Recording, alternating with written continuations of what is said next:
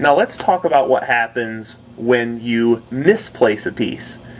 No matter how good you are, you will always misplace pieces from time to time. What separates the good players from the bad players is the ability to fix their mistakes.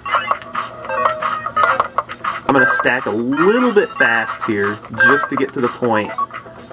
Okay, this is actually a really good example.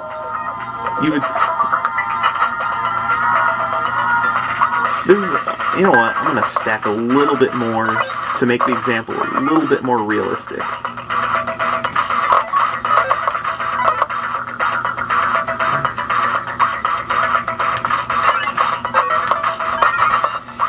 Sorry, I'm just trying to make a realistic example of what you would actually encounter in a game.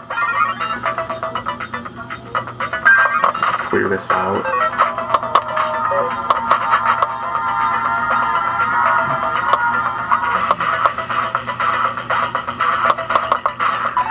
I don't know why this is taking so long. It shouldn't be.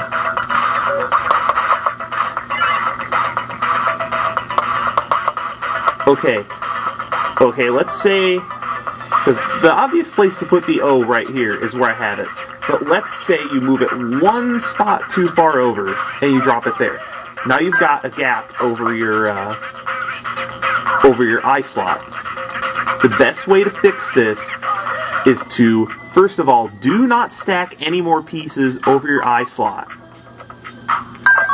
That is a no-no, because then that just creates more of a mess. Just stack around it, stack around the misdrop, and open it back up as such. And you can get back to your regularly scheduled,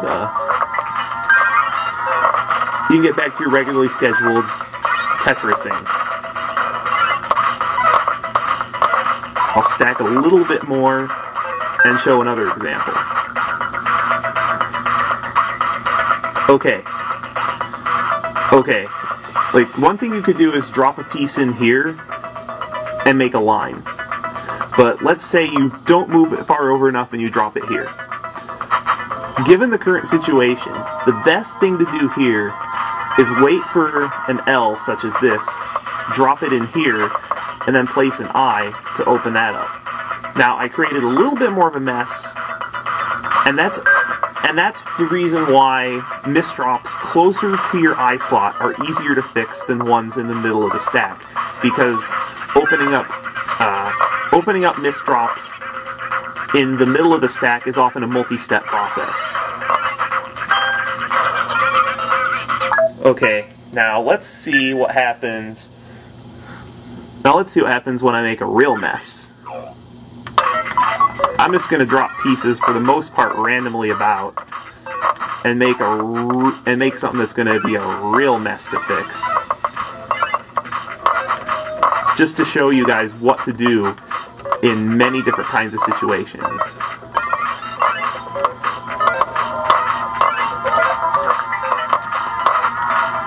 Okay, I think that's enough of a mess.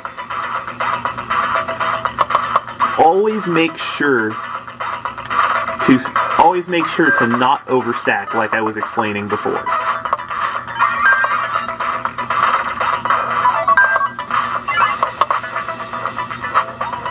Now, you would think you could create one line here by dropping the piece there, but that's actually not a good idea, because then you're creating another hole in the stack, and that's just going to cause problems further down the line.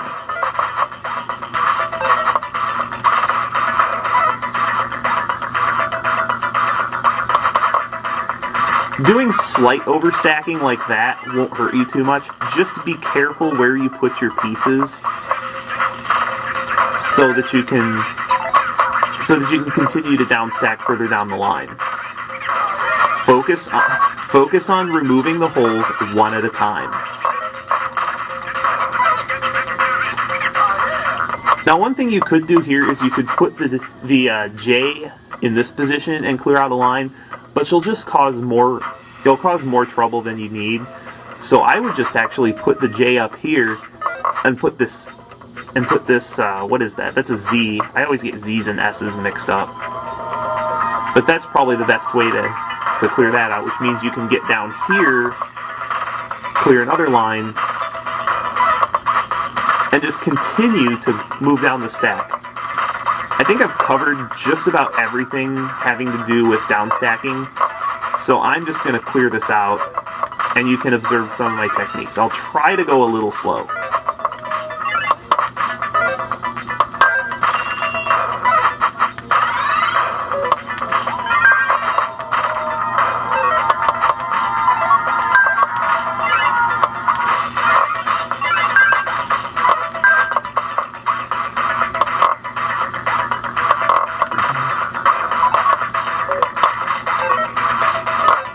Another thing you'll want to do when fixing mistakes is watch the next piece. We could put this L here, but I think it would be better to wait for an I.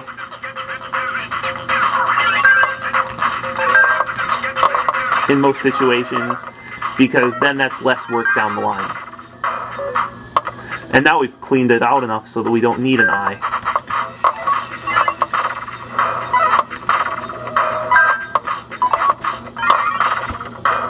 See, if you make a lot of mistakes, it can take a while to clean them up.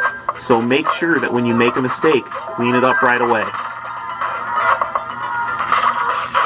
That should be all the basics for this episode. Next time, I'd like to cover some more advanced techniques for getting out from underneath tricky situations, as well as what to do in faster situations. See you next time.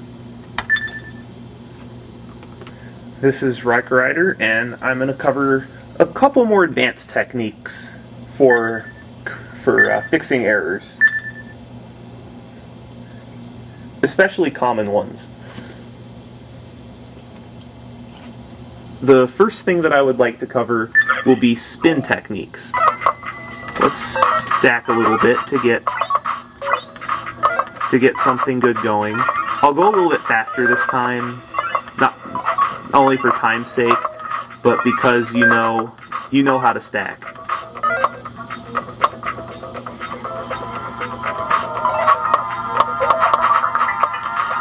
You guys should know how to stack from the first. Okay.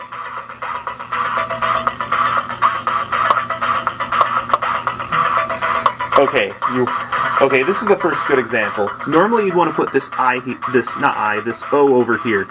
But let's say you slip up and don't drop it over quite far enough. This is one of the more common techniques at lower gravity to fixing overhangs. You soft drop the piece to the bottom and then just slide it over before it locks. And there you go, problem fixed.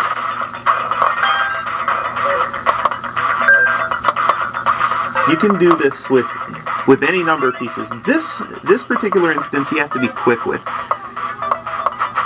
You can use an I to fix this, but let's do it with an L. Wait for it to go to the bottom, and then slide it over 2 spots. Gotta be quick. Gotta be quick, because if it locks, then you'll have a spot in your stack that's more than that can be tough to get at.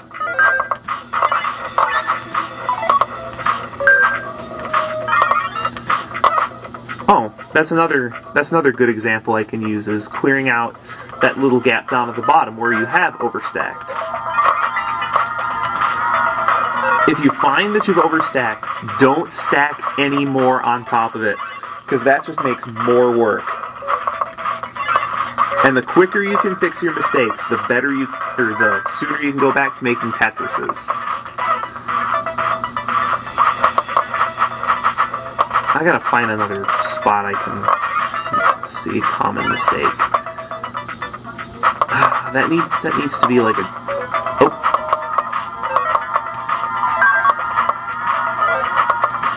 Like, you can perform slides with almost any piece.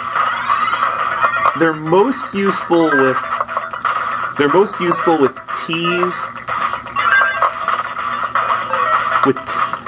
useful with T's and with J's and L's. Any other pieces that you want to slide with, you have to have a pretty specific setup. And even if you know what to look for, they can be difficult to recognize. Let's get back down to a good spot here.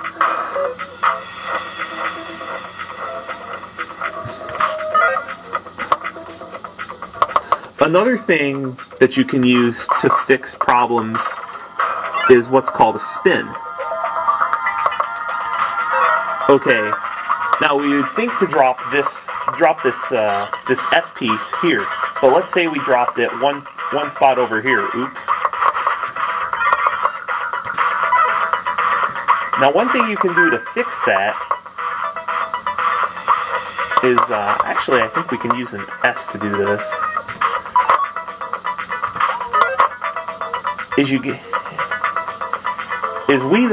We normally can't get to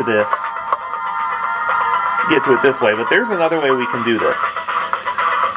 Let's wait for it to drop down to about here, and then while there's room, spin it into place.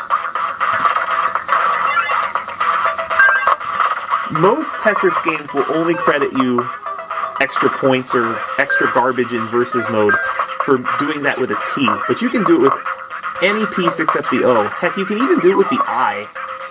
And I spins are actually pretty useful under high gravity situations, but that's a whole nother animal.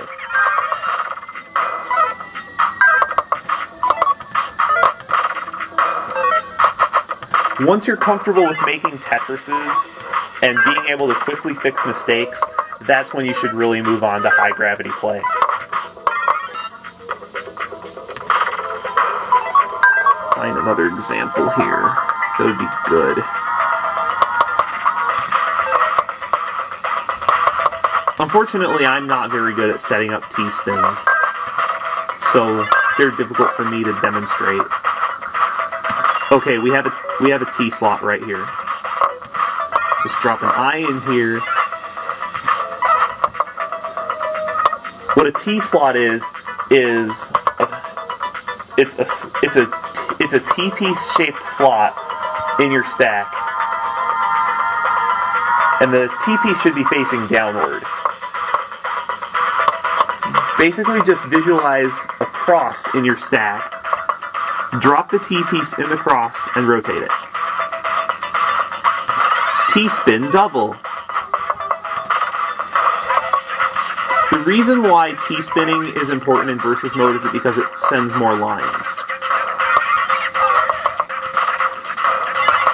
The best versus players in Tetris can deliberately misdrop and set these up. Although by definition, it looks like a misdrop, but it's not. By definition, you can't have a deliberate misdrop. But it's a deliberate apparent misdrop designed to exploit bonus points for getting a T-spin.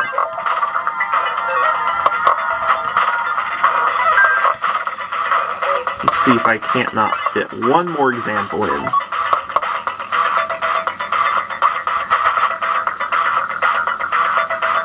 Oh, that's perfect. I think. Nope, that's the wrong size. Well, this is another example of sliding. Just look for a spot that you can toss it in.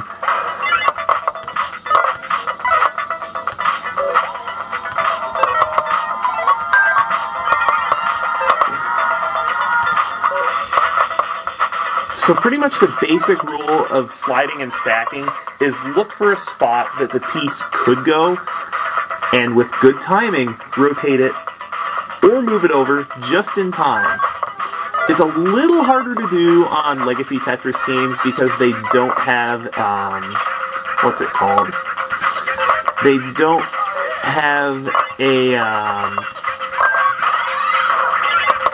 what is it? A lock delay. When the piece hits the bottom, it just locks. Most Tetris games today have a lock delay to them. I think that's enough about covering how to fix mistakes. So next time, I think I'm going to cover the basics of high gravity play.